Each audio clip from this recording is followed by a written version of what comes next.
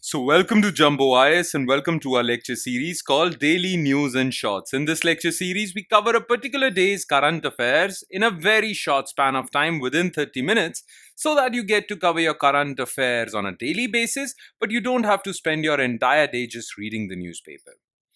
Because we want you to spend your day judiciously. We want you to cover other parts of your UPSC syllabus as well. Now, just watching this lecture within 30 minutes would be job half done because just after watching it, you need to revise it as well. Why, you ask? Well, revision helps in consolidating these current affairs in your memory. Otherwise, you'll quickly forget them. Now, you can revise these current affairs from the notes provided by us, and these notes shall be shared on our Telegram platform. The link to our Telegram channel is provided in the comment section below. So just click on that link and you can download the notes from there and do the necessary revision. Alright then, let's begin today's discussion. But first, let's take a look at the list of topics that we shall cover today. So here's the list. Number one among this list is Har Ghar Jal Scheme.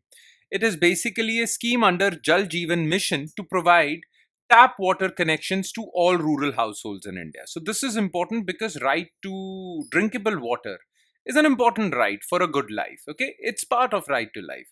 So we will cover this. Then recently, a very big news development has happened. James Webb Space Telescope, JWST, I'm sorry, found life in outer space. A planet was discovered where some biosignatures were found, which means that there is proof that life might exist on any planet outside Earth. Some evidence has been found. So we'll talk about this. A very fascinating news. Then we'll talk about India's oil import dependency. You see, more than 80% of our India's crude oil requirements are met through imports, and this import dependency has increased in the recent times. So we'll talk about this. Then food inflation has softened. So we'll talk about this. And in the end, we'll talk about a scheme of Government of India to promote electronics manufacturing in India. That is electronics components manufacturing scheme. Okay. So these are the 5 topics that we will zero in our attention on. Let's start discussing them one by one, starting with Har Ghar Jal Scheme. So the Jal Jeevan Mission launched on 15th August 2019, Independence Day, aimed to provide tap connections to about 16 crore rural households by December end 2024. And basically, Har Ghar Jal Scheme is part of Jal Jeevan Mission. The idea was to provide 16 crore rural households tap water connection by December end 2024. This date has passed, but we are only 75% of the prescribed target. We haven't achieved this target. And Ministry of Jal Shakti says that we need another 4 years to achieve this target. We will achieve this target by December 2028. And to achieve this target in next 4 years, we need additional funding of 2.79 lakh crores. Now, Expenditure Secretary, which is basically the chairman of Expenditure Finance Committee, which decides which ministry will get how much money. They said that we will not approve this entire amount. We won't give you 2.7 lakh crore. We will only give you 1.5 lakh crores. So this was in the news. But what is important for us to remember? This is not important for us to remember, okay?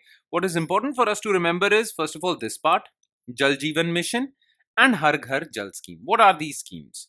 So let's talk about them. So Har Ghar Jal Scheme. So it is part of Jal Jeevan Mission under Ministry of Jal Shakti. The aim is to provide potable water connections to all rural households. Remember, it's not an urban scheme. Rural households in India by 2024. The scheme is likely to fall short of its targets by 2024. We all know this, only 75% targets were achieved.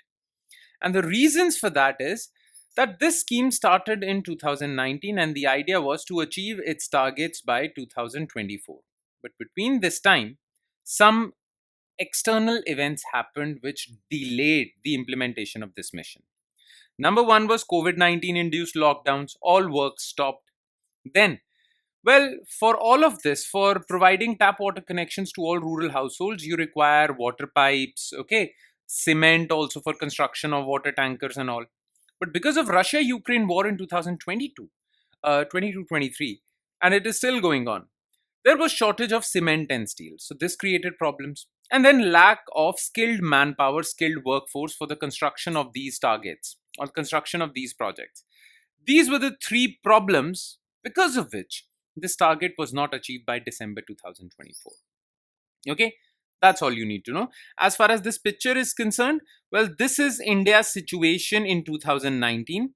Number of households having tap water connection. So orange means only 0 to 10% households have tap water connection. Okay, so as you can see, most of India was, well, orange or light orange, right? Households which have 100% or 70 to 100% tap water connections, well, they are blue. And as you can see, in December 2024, most of India is blue because at least 75% of the targets were achieved, right? 25% is left. And that is why this news item was in the news. Okay, all right. Now, about Jal Jeevan Mission. So, it was launched on 15th August 2019. It aims to provide 16 crore rural households tap water connection. When the scheme was launched, only 17% of rural households had tap water connections, but now 75% do. Okay. Now, the purpose was to ensure functionality of existing water supply systems, directly benefiting over 19 crore rural families, reduce rural urban divide, enhance public health. Because public health will improve if basically all people in rural India have access to safe drinkable water. Now, as per WHO, if this mission is successful, it will save India a lot of money and lot of lives. WHO says, World Health Organization, that this will save 5.5 crore hours daily, because most of rural households have these women members who travel long distances to fetch water. That time would be reduced.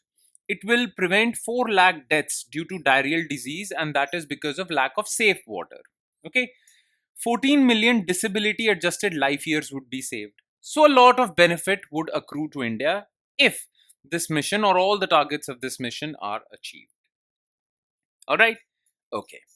Now let's move on to topic number 2, which is James Webb Space Telescope, JWST, found life in outer space. Now, a paper was published in Astrophysical Journal Letters that suggested abundance of dimethyl sulfide on a planet called K218b. Okay, now all the planets outside our solar system are called exoplanets. So K218b is basically an exoplanet which is orbiting another star like Earth orbits Sun. Okay, now this planet K218b is 124 light years away from Earth, and dimethyl sulfide was found on it. Now, scientists say that the presence of dimethyl sulfide is proof that life exists over here. Okay. Now, this proof, this evidence that DMS existed on this planet K218b, this proof came from observations from James Webb Space Telescope. Okay. Now, why do we consider DMS to be proof of life? Let's talk about this. Okay. So, about DMS. So, DMS, dimethyl sulfide, is a sulfur compound that gives the sea its distinctive odor. When you travel over the oceans or sea, you basically smell a distinctive smell. Okay, that distinctive smell comes from DMS. Now, this DMS is produced by algal blooms, algae that blooms over these sea waters, right? Now, algae is life, basically living organism, and DMS is produced by them. So if DMS is found on K218b, that means there is water over there, and maybe algal blooms also happen over there. That is enough proof of life. Okay, so that is why DMS is considered as a biosignature. I mean, biosignature means evidence of possibility of life. Now, one more good thing that supports the theory that K212b can host life is that it lies in the Goldilocks zone. Now, what is Goldilocks zone? A planet which is not too close to its star, not too far from it. If it is too close, it will be too hot for water to exist. If it is too far, then it will be too cold for water to exist in liquid form. It should be at the right distance from its star that it is orbiting, like our Earth, right? Because this would create conditions for liquid water to exist, and where there is liquid water, well, life can exist over there. Now, K218b already lies in Goldilocks zone, and now we have found DMS. So that is basically twin evidence to support the theory that life can exist 124 light years away from Earth at K218b. Now, as you can see, K218b was discovered by NASA's Kepler mission, Kepler telescope in 2015. It is amongst the planets outside solar system, so it can be categorized or it can be called an exoplanet, right? It is far bigger in size than Earth but is smaller than Neptune. These sub-Neptunes, planets that are lesser in size than Neptune, are located around Goldilocks zone, and we have discussed what Goldilocks zone is. Make sense? So maybe, let's see, further research needs to be done, but you never know. Maybe aliens are out there. Okay? Maybe in this planet. Okay. Now let's talk about third news item, which is India's oil import dependency. So India's dependence on imported crude oil and natural gas. Basically, crude oil and natural gas can be collectively called hydrocarbons because these are compounds of carbon and hydrogen. Okay. So India's dependence on imported crude oil and natural gas grew further in 2024-25. Okay. So we import a lot more crude oil and natural gas. And the reason for that is that our consumption levels are rising, but our domestic production levels, that means these products being produced in India, they're not rising commensurately. That is why this excess demand for oil and natural gas, this excess consumption is met through imports, right? Now, as per data from Oil Ministry's Petroleum Planning and Analysis Cell, remember this, the name of this organization, Petroleum Planning and Analysis Cell, because it gives you data about oil consumption in India. It says that India's oil import dependency increased to 88.2%. That means 88.2% of oil required in India is basically taken from imports. In case of natural gas, the dependency was 50.8%. That means 50% natural gas we produce ourselves, 50% natural gas we import, right? Now, this is not good news, okay? Because that increases our import bill. We want to be self-reliant when it comes to energy. Now, as far as India's relationship with crude oil is concerned, well, there is rising demand for crude oil in India. The reason is growth in energy intensive industries that consume a lot of crude oil. Then increased vehicle sales, so more people are driving cars and two-wheelers. Expanding aviation sector, because aeroplanes also require aviation turbine fuel, which is created from crude oil. Then growing consumption of petrochemicals, plastic and other petrochemicals like Vaseline, these are created from crude oil. Their demand has also increased and population is rising. Simple. Should remember this. India is the world's third largest consumer of crude oil. And because India consumes a lot of crude oil, 88% of India's crude oil requirements come from imports. That is why India is a lot vulnerable to increased oil prices, international oil prices. What happens when crude oil prices internationally increase? Well, it widens our trade deficit because our imports rise. It leads to depletion of our foreign exchange reserves. It causes inflation because transportation becomes expensive. And it leads to depreciation of rupee. These are all bad signs for an economy, right? That is why we are so dependent on international prices of crude oil. Now, as far as natural gas is concerned, in fact, Indian government is pushing for more natural gas consumption. The thing is that Indian government wants that we should reduce our dependency on oil and increase our dependency on natural gas. India wants to increase its consumption and share in country's primary energy mix to 15% from 6%. Currently, 6% of our energy comes from natural gas. We want to increase it to 15% by 2030. Now, why do we want to do that? First of all, natural gas is less polluting than oil and coal. So, one good reason is climate change. The other thing is it is less costly. The other thing is that all these industries that are dependent on oil and coal can be easily transitioned into natural gas consuming industries. It would be difficult for these oil and gas dependent industries to transition to renewables. Okay, it'll be very difficult, but it'll be easier for these industries who are habitual to consuming oil and gas to consume natural gas. Okay, but India also wants that this increase in natural gas consumption should not come from imports. That is why India is promoting its own oil and gas companies to explore natural gas in India. Okay, that's it. Now let's talk about softening food inflation, topic number 4. So the thing is, last year food inflation, well, basically from July 2023 to December 2024, food inflation was 8.5%. 8.5%. Okay, that made it one of the country's longest episodes of food inflation. Now, what was the reason for such high food inflation between this period? The thing is that everything's price of everything is dependent upon demand and supply. Whenever demand exceeds supply, well, prices rise. Now, that demand can exceed supply either by increasing demand or by reduction in supply. So, if demand increases, supply remains the same, then too prices will rise.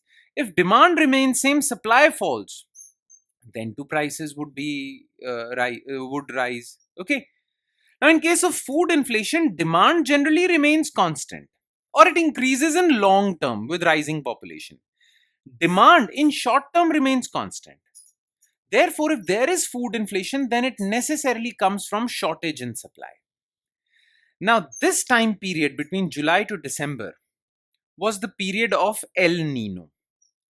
El Nino is a climatic event which leads to less rainfall or less monsoon in India. When monsoon in India would be less, agricultural production, crop production would be less. That would lead to supply shortages of food items and food inflation increases. Right? This was the reason. But now things are looking bright. First of all, with the start of 2025, food inflation eased to 2.7%. So from above 8% to 2.7%, that is a very good development. The reason for that was that this El Nino weakened last year. And currently, IMD says that this El Nino would completely finish and neutral conditions would subside. IMD has forecasted that this year, monsoon would be above normal. That is good news for crop production, agricultural production. Supply would be high, maybe even higher than demand, and prices would ease. Right? So, this is the thing that you need to know as far as food inflation is concerned. And now let's talk about the last topic of the day, which is electronics component manufacturing scheme. Now, this topic, there is nothing for you, there is nothing conceptual in this particular news item. Okay, it won't require any explanation for me. All the information in this particular topic is you have to just cram that information. Okay, nonetheless, we'll read this news item as well. So, Ministry of Electronics and IT recently notified this scheme. Okay, now this scheme is important for improving India's manufacturing situation when it comes to electronics component. Okay, it is the first dedicated production linked incentive scheme. Now, what is production linked incentive scheme?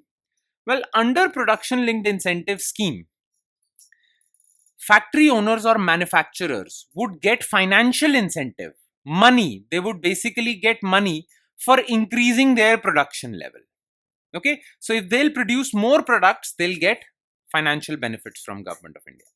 Now, under this scheme, the financial incentives are of 3 types. So if they are turnover linked, that means that if your factory's annual turnover is increasing, you will get incentive. Capex linked, so if the factory owner's investment in plant and machinery increases, then incentive will be given. Or hybrid incentive, that means a combination of both. Incentives for incremental investments and turnover range from 1 to 10% depending on the year and the component. Now, employment generation will be a mandatory requirement for all applicants. So, all factory owners applying for this scheme, well, employment generation is a mandatory requirement. You won't get these financial incentives if you do not generate employment. Okay. Now, what are the other features? It is a 6-year scheme. Okay, focuses on passive electronics like capacitors, circuits, and all. Not chips and microchips and all. Okay, passive electronics, capacitors, switchboards, and all. The scheme is to benefit number of industries such as automobile, consumer electronics, and electronics. Okay, that's all. Not much in this scheme. And with that, we conclude today's lecture. Thank you so much for watching, everyone, and I'm sure it has added value to your preparation. But like I say this every time at the end of the lecture, it would add more value if you'll revise this lecture as well. So please do not forget to do that. And on that note, I would be signing off with the promise of seeing you again with another set of news items. Thank you, everyone.